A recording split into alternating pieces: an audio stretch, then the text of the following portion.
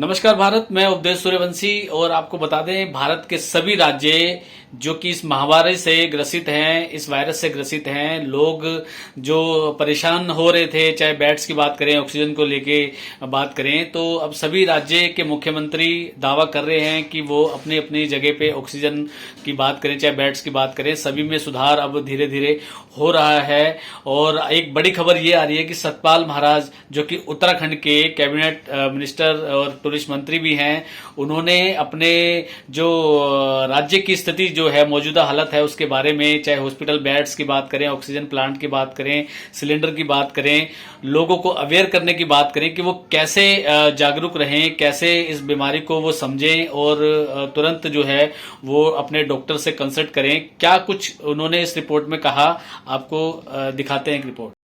आपसे मेरा बहुत ही विनम्र आग्रह है कि इस समय हमें सभी एकता का प्रदर्शन करना है, एकता रखनी है।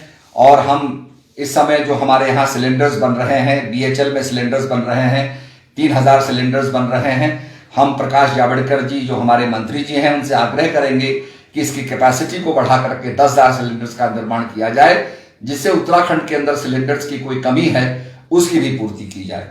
माननीय राजनाथ सिंह जी जो रक्षा मंत्री हैं, उनसे भी हम आग्रह करेंगे, OELF जो हमारा बना हुआ है, वहां भी सिलेंडर्स बनाने का जो है कैपेसिटी है, तो वहां भी निर्माण करके उत्तराखंड की जो सिलेंडर्स की कमी है, ऑक्सीजन सिलेंडर्स की कमी है, वो पूरी की जाए। मैंने बैजरो, नौगोखाल, पोखड़ा, पाटीसैंड में 19 लाख रुपए प्रयोगशाला के लिए लैब बनाने के लिए दिए हैं, ताकि छोटी मोटी जांच वहां पूरी हो सके। हम वहां पर ऑक्सीजन कॉन्सेंट्रेटर्स भेज रहे हैं, ऑक्सीमीटर्स भेज रहे हैं, जो भी हो सकेगा हम उसको उपलब्ध कराने का प्रयास करेंगे।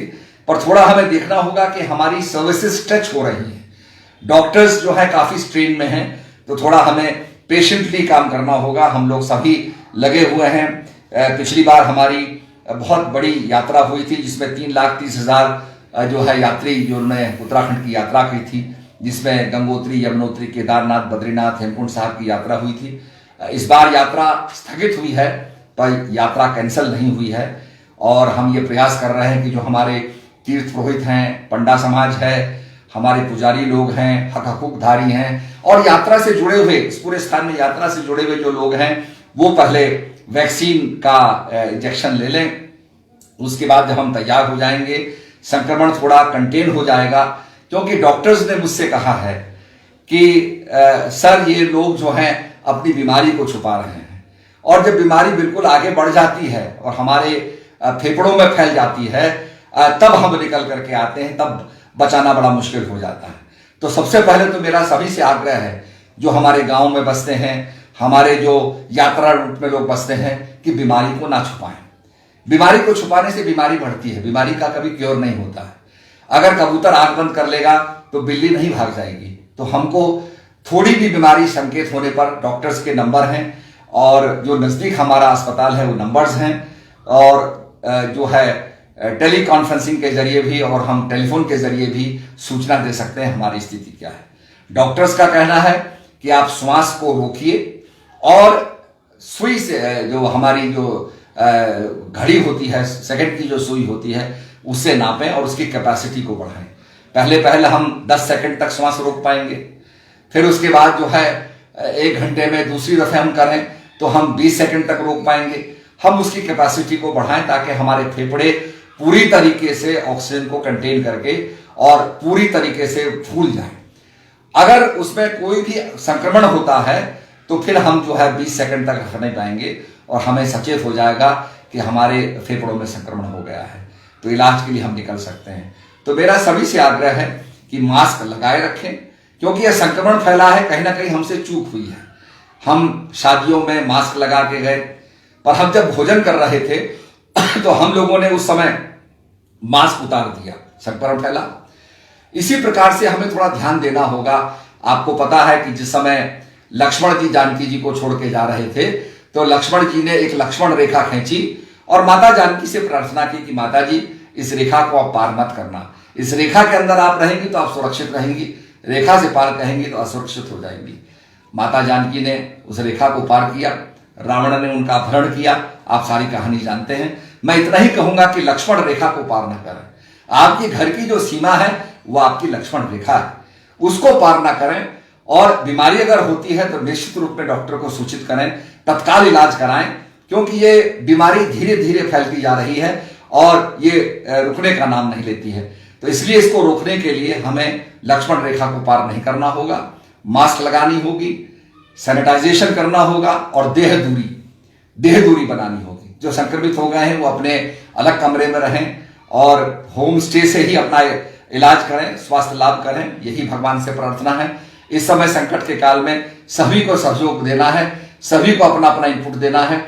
और मैं समझता हूं कि अगर हम घर में रहते हैं तो हम देश की सबसे बड़ी सेवा कर रहे हैं। अगर हम वैक्सीन लगाते हैं तो ये देश की सबसे बड़ी सेवा है, ये उत्तराखंड की सबसे बड़ी सेवा है। तो वैक्सीनेशन लगाएं, काफी डोजेज में वैक्सीनेशन आ गई है, डॉक्टर्स लगा रहे हैं, सभी के अंदर सेवा भाव है। और मैं अंत में सभी हमारे जो कोरोना वॉरियर्स हैं सबको बहुत बहुत धन्यवाद देना चाहता हूं। हमारे जो पुलिसकर्मी हैं उनको धन्यवाद देना चाहता हूं, डॉक्टर्स नर्सेस को धन्यवाद देना चाहता हूं कि आप, आपका परिवार होते हुए भी आप जो समय दे रहे हैं, उत्तराखंड की सेवा कर रहे हैं, हमारी सेवा कर रहे हैं, आपको बहुत बहुत धन्यवाद, आपको बारंबार सलाम है। मैं ये भी कहना चाहूंगा कि इस समय सभी को एकजुटता का परिचय देते हुए कुछ समस्या होती है, आप निश्चित रूप में उसके लिए ऊपर फोन करें, हमें फोन करें, जो भी हमसे बन पड़ेगा हम लोग करेंगे। इस समय एक दूसरे का साथ निभाना जरूरी है। मैं सभी जो हमारे मीडिया से जुड़े लोग हैं सबसे ये प्रार्थना करूंगा कि एक जन भावना पैदा करें, जनता के अंदर एक उत्साह पैदा करें, जनता के अंदर एकता का भाव करें, ताकि हम सब लड़ सकें। We should unite. तो इसीलिए मैं अंत में यह कहूंगा, हो गई है पीर पर्वत से पिघलनी चाहिए, इस उत्तराखंड से कोई गंगा निकलनी चाहिए। मेरे सीने में ना सही तो तेरे सीने में ही सही, कहीं भी आग लेकिन आग जलनी चाहिए। सिर्फ हंगामा करना मेरा मकसद नहीं, मेरी ये कोशिश है, ये सूरत बदलनी चाहिए। आइए मिलकर के सूरत को बदलें। हम सब में क्षमता है, हमने बड़े बड़े विपदाओं को सहा है, 2013 की विपदा को सहा है, इस भी पैंडेमिक को हम सहेंगे और निश्चित रूप में हम संक्रमण को रोकेंगे और अपने घर में रह करके वैक्सीन लगा करके अपने देश की सेवा करेंगे। इन्हीं शब्दों के साथ मैं फिर क्षमा चाहता हूं कि लिंक जुड़ नहीं पाया और फेसबुक लाइव नहीं हुआ। मैं तो पहले भी बोल चुका था, दोबारा मुझे ये कहना पड़ रहा है।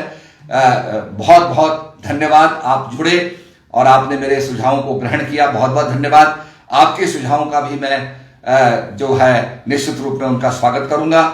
इन्हीं शब्दों के साथ जय उत्तराखंड, जय भारत, नमस्कार।